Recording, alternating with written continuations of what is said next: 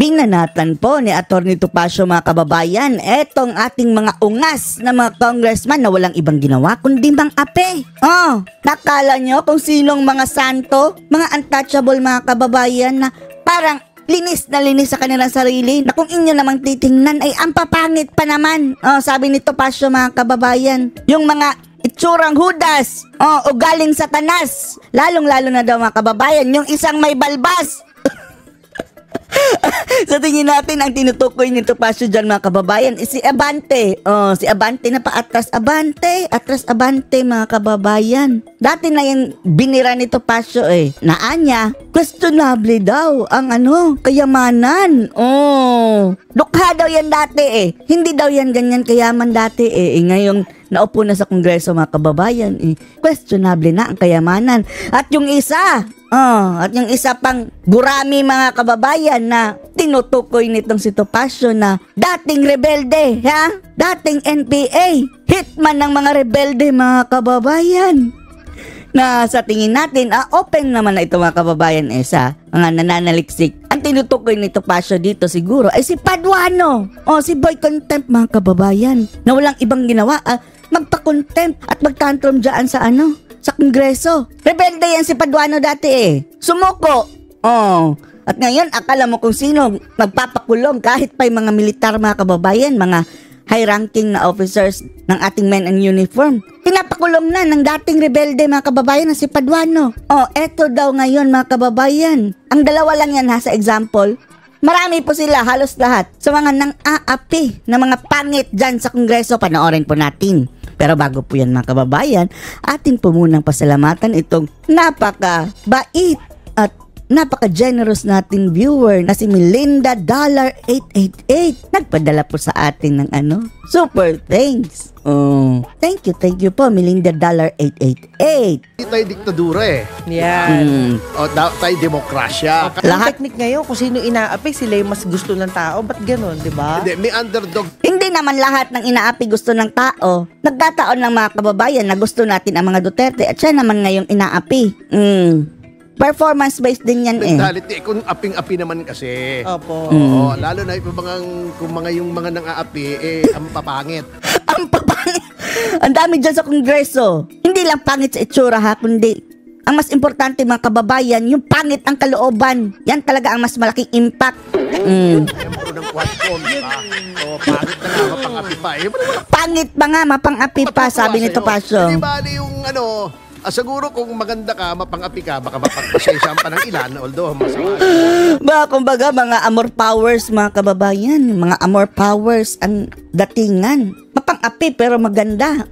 Pero paano na yung medyo alanganin na nga ang itsura, mapang-api pa. Smio. Pangit ka, ikaw ay mabait, okay na rin yun. Pero pangit ka at mapang-api. Marami ka pang kahina-hinalang mga kayamanan. Sa pool ka ba dito, Abante? Grabe itong mga properties ni Abante mga kababayan at mga kagamitan. Hindi mo akalaing makakalikom siya ng ganyang karangya sa kanyang sweldo na maximum lang mga kababayan, 300,000 siguro per month. Yun ang problema. Bago may balbas ka pa. Abante, may balbas. Magbalbas ka. Ay, hirap na yun, wala akong tinutukoy kung sino yun, Alam namin dahil si Topacio mga kababayan, natagal na niyang tinitira yan sa Abante. Bibuisit talaga sa'yo. Dating NPA ka. Dating NPA ka. Alex Bongkayaw Brigade mga kababayan. Alam niyo ba yung Alex Bongkayaw Brigade? Is brigada yan ng mga grupo yan ng mga rebelding NPA mga kababayan na hitman, bang bang bang. Yung sila talaga ang mga Sparrow mga kababayan. Yung talagang tumutugi sa kanilang kalaban. Ang kanilang kalaban gobyerno. Mga taong gobyerno mga kababayan. Ewan lang natin kung ilan na ba ang bang bang bang nitong si Paduano. Dahil minado naman mga kababayan andyan yan, isearch sa internet. Sumuko. Rebelde, Alex Bongkayaw Brigade ng NPA mga kababayan. Ngayon, naging congressman at akala mo kung sino si Paduano na magpakulong ng mga men in uniform na inimbitahan dyan sa Kongreso? Hello, Paduano! Dati kang rebelde. Ano Ano ba ang natapos mo? Dati-rati gusto mo nga sirain ang gobyerno, ngayon andyan ka, tapos lalapit kami sa'yo. Dati-rati gusto mong sirain ang gobyerno, Paduano, tapos gumakaasta ka, mang-api ka ng men and uniform na inimbitahan nyo is agad contempt. Bastos ng Paduanong ito mga kababayan, pati si Marcoleta dinuro-duro nito Wapalay ka ng mga pulis, hit squad ka, Alex Bongkayaw Brigade. Oh, hit squad ha, Alex Bongkayaw Brigade. Paduano. Oh, yan. Magagalit talaga sa'yo mga tao. Ganon? May ganon. May ganon. Hanapin mo sa kongreso kung sino yun. Oh, alam namin kung sino yan. Eto Oh, eto mga kababayan, dating hitman ng Alex Bongkayaw Brigade. Oh, NPA. Sumuko sa gobyerno, nandyan sa kongreso mga kababayan, tapos ng api ng mga AFP, PNP, men in uniform. Rebelde, gustong ipakontempt, ipakulong ang mga men in uniform. Oh, ba't umatras ka? Tinatanong kita. NPA ako dati ha, Alex Bongkayaw Brigade. Do you confirm? Kasi yung data mo is 2020 August, tama? Oh. Oh, you were signed now. Hindi pa natin invento yan mga kababayan ha. Tingnan nyo sa internet mga kababayan. Mayroong mga artikulo dyan. Hindi naman dinidinay ni Paduano yan. Oh, yan ang ating basihan. Yung live feeds was established December of 2021. So, ilang buwan lang yun. Yes. Tama? Oh, ngayon ka lang makakikita mga kababayan. Rebelde ha, dati. Hitman pa talaga ng Alex Bongkayaw Brigade. Binaboy ang Philippine National Police. Dahil nakasandal ito sa kongreso ng mga buhaya mga kababayan. Sabi mong half. Half of your salary. Hindi pa makakaintindi mga kababayan ng explanation. Oh, lying. Lying agad. Huwag kang magsinungaling. Huwag ka magtitudyan. Akala mo dito yung mga tao dito, yung committee bobo? Oh, bobo! Akala mo daw na committee ito, bobo. Bobo talaga. Walang utak. Walang ibang ginawa kundi magpasikat, mangharas, mambuli. Lalong-lalong ka na Paduano. Ano natapos mo? Mambastos ka sa taga-AFP at PNP. O mga men in uniform dyan, Kabaro nyo, Binastos ng dating rebelde mga kababayan dahil ang pinagmamalaki, naging congressman dahil sa party list. Diyos mio. Na hindi pwedeng isa-isahin?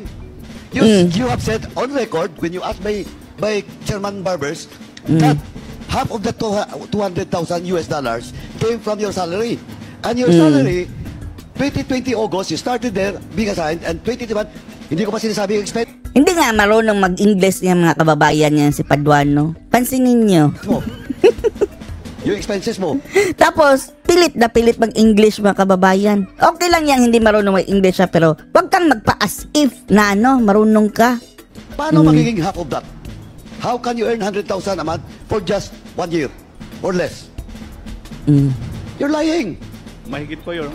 100,000. Ang liit niyan. Sa sweldo ng mga high-ranking mga kababayan, 100,000 plus na yan. Ano mahigit? Sige nga, pintayin mo nga. Ayaw maniwala mga kababayan na... mo, kung tama yung sinasabi mo, that's only 288,000. Yes, Your Honor. Oh, Paano yan magiging issue? Na mayroon naman tayong salary standardization law.